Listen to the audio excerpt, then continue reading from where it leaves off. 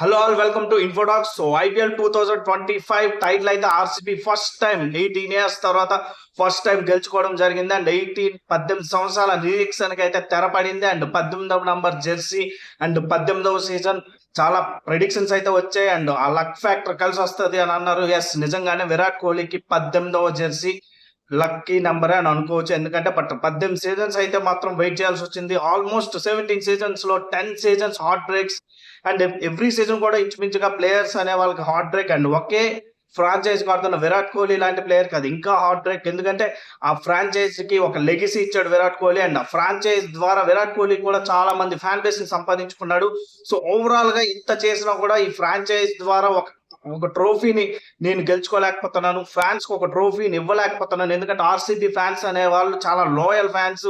ఇన్ని సంవత్సరాల్లో heart break అవుతున్నా కూడా దానికి ఫ్యాన్ బేస్ పెరుగుతూనే ఉంది తప్ప తగ్గలేదు. సో ఇదంతా ఒకవైపు, బట్ గేమ్ కి వచ్చేసరికి మాత్రం గేమ్ లో ఏం జరిగింది ఇవన్నీ తెలుసుకుందాం. So welcome to ఇన్ఫోటాక్స్. అండ్ మా ఛానల్ కనుక సబ్స్క్రైబ్ చేసుకున్నట్లయితే సబ్స్క్రైబ్ చేసుకొని ఈ వీడియో చూడండి.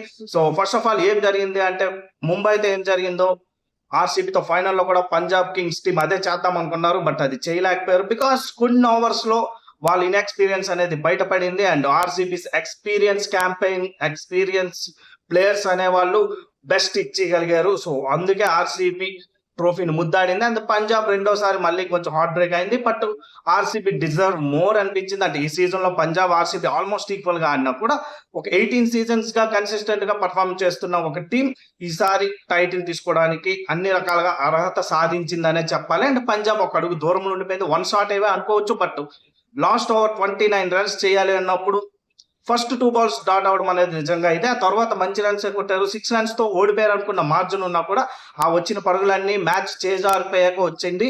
అండ్ ఒక 14 టు ఆల్మోస్ట్ ఒక 5 ఓవర్స్ అసలు పెద్దగా స్కోర్ రాలేదు, 30 రన్స్ వచ్చాయి. అండ్ ఒక 2 ఓవర్స్ అసలు బౌండరీ రాలేదు.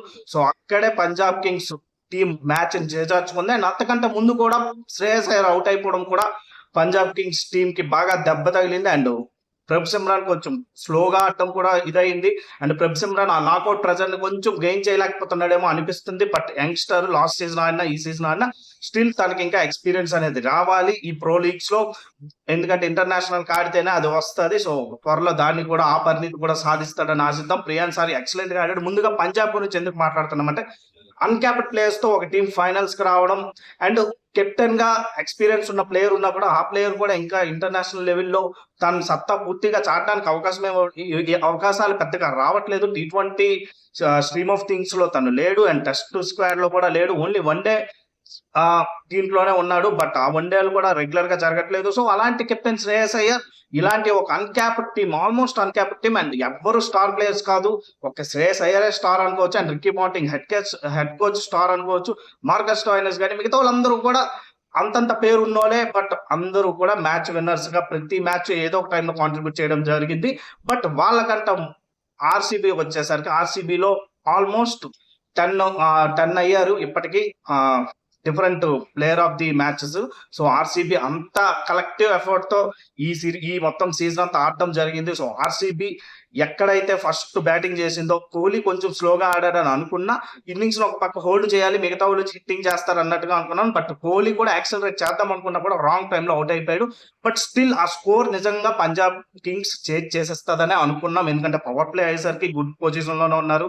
ప్రియాన్ సారియా మంచిగా ఆడుతూ అవుట్ అయిపోయినా కూడా ఇంగ్లీష్ వచ్చాడు, ఇంగ్లీష్ బాగానే ఆడుతున్నాడు.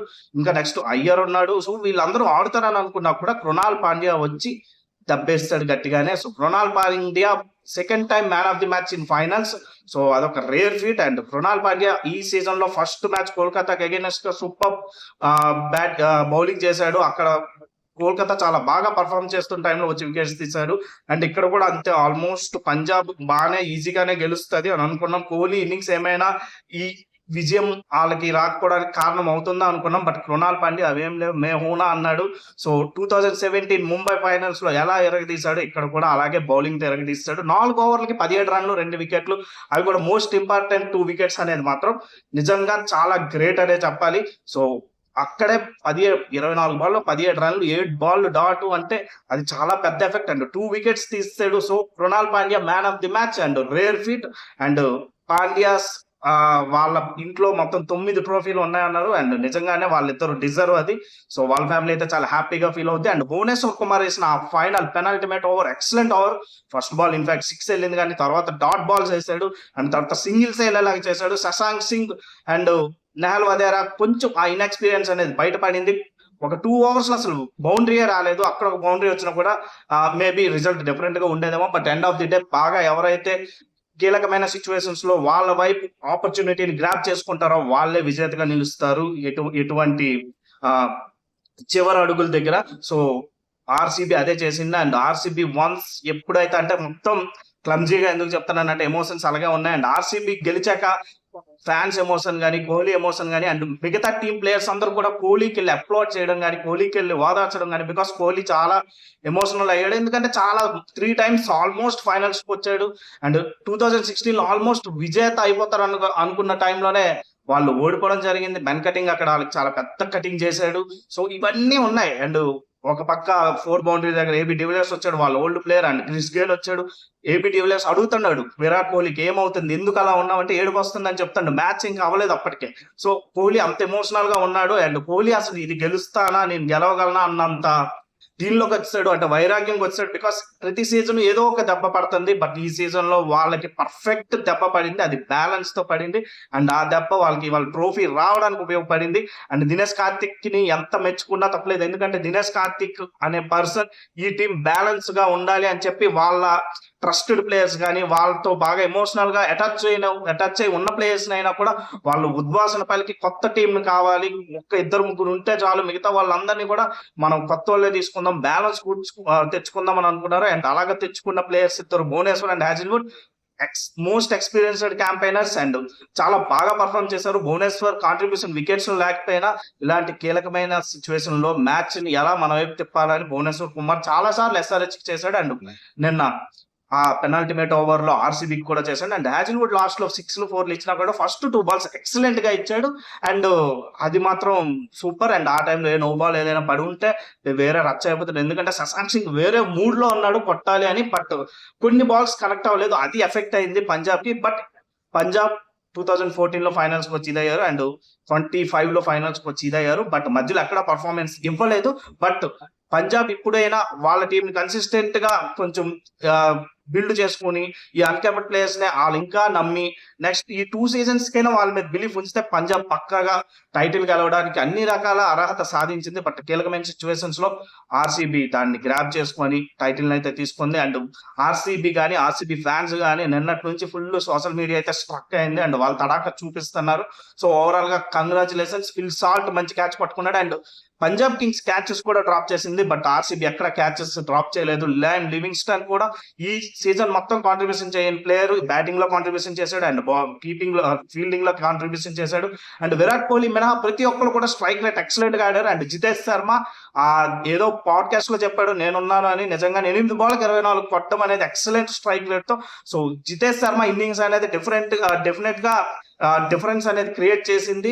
అండ్ కోహ్లీ ఇన్నింగ్స్ ఎక్కడ తేడా కొడతదేమో అనుకున్నా జితేష్ శర్మ వచ్చిన ఇన్నింగ్స్ కానీ, ఆ తర్వాత రజత్ పటిదార్ ఆడిన ఇన్నింగ్స్ కానీ, లివింగ్స్టన్ ఆడిన ఇన్నింగ్స్ కానీ, నెక్స్ట్ మన ఎవరు పాండ్యా ఆడిన ఇన్నింగ్స్ కానీ, వీళ్ళందరూ కూడా ప్రతిదీ కూడా చాలా ఇదైంది. పాండ్యా ఇంపాక్ట్ సబ్ గా వచ్చాడు. అండ్ ప్రతి ఒక్కరు మయాంక్ అగర్వాల్ ఆడిన ఇన్నింగ్స్.